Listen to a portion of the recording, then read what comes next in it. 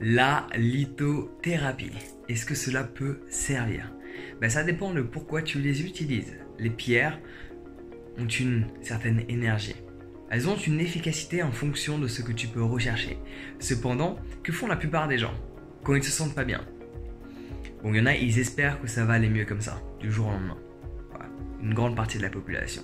Il y a une autre partie de la population qui se sert des pierres et il y en a une autre qui se sert de son mental, de ses pensées.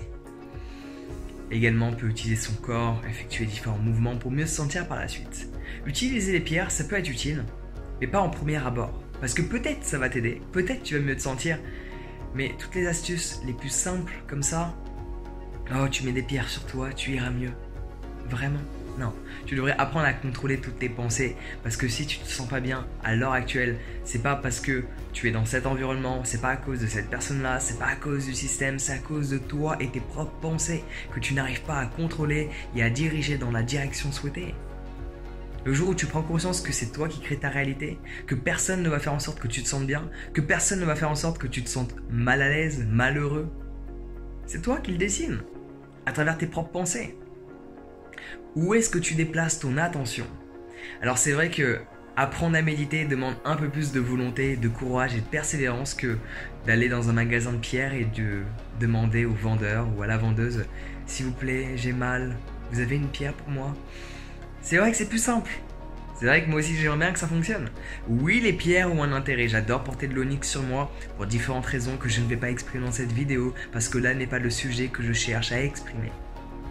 Le but de cette vidéo, c'est de te faire réaliser que oui, la lithothérapie peut être utile, mais pas au premier plan. Si tu ne te sens pas bien, pour différentes raisons, si tu as du mal dans tes relations sociales, si tu as du mal à t'exprimer, c'est pas une pierre, c'est pas parce que tu vas porter du turquoise que tu vas pouvoir t'exprimer.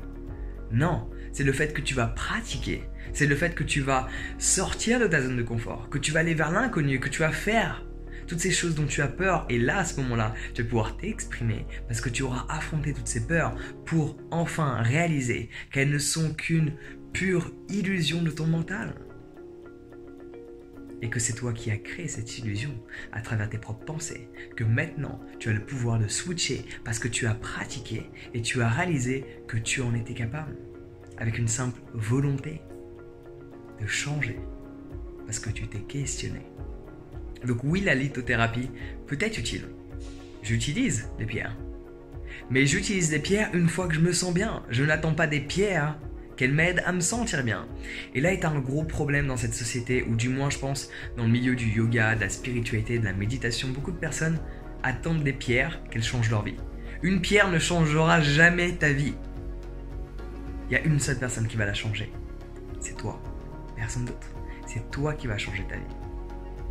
Parce que tu le désires, parce que tu en as les capacités, parce que tu peux le faire, parce qu'il ne suffit que d'une seule décision pour changer le cours de ton existence. Mais c'est pas en achetant une pierre que ta vie va changer, c'est en te questionnant, en changeant ta manière de te comporter avec les autres et ta manière de te comporter avec toi-même, que là, à ce moment-là, ta vie va changer. Donc si tu te sens pas bien, si tu as l'impression d'avoir un défaut qui selon toi en est un, par rapport à ta manière d'être, de te comporter, de communiquer, d'agir, d'interagir, de ressentir. N'attends pas d'une pierre qu'elle résout ton problème. Fais en sorte de le résoudre toi-même et une fois que tu te sens bien, utilise une pierre pour te réconforter, pour rester dans cet état émotionnel que tu as créé. Parce que ça veut dire que si tu utilises une pierre, même si celle-ci peut fonctionner, dû notamment, je pense, personnellement à tes croyances, oui, les pierres ont en fonction des pierres bien évidemment, différents niveaux énergétiques. C'est véridique, cela ne se questionne pas.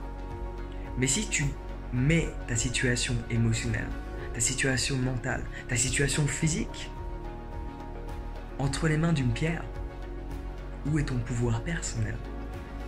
Donc souviens-toi de ce petit message que j'avais à te partager. Prends soin de toi, passe une excellente journée et souviens-toi, tu as les capacités de changer quoi que ce soit de ton existence de vie que tu expérimentes là, ici et maintenant en cet instant. Et rien ni personne, que cela soit un objet physique immatériel ou une personne physique ou qui n'est plus présente en cet instant donné, ne changera ta vie. Toi seul peux le faire. Et cela demande parfois un effort supplémentaire que d'aller acheter une pierre. Donc j'espère que le message est clair. Sur ce, prends soin de toi, passe une excellente journée et à bientôt.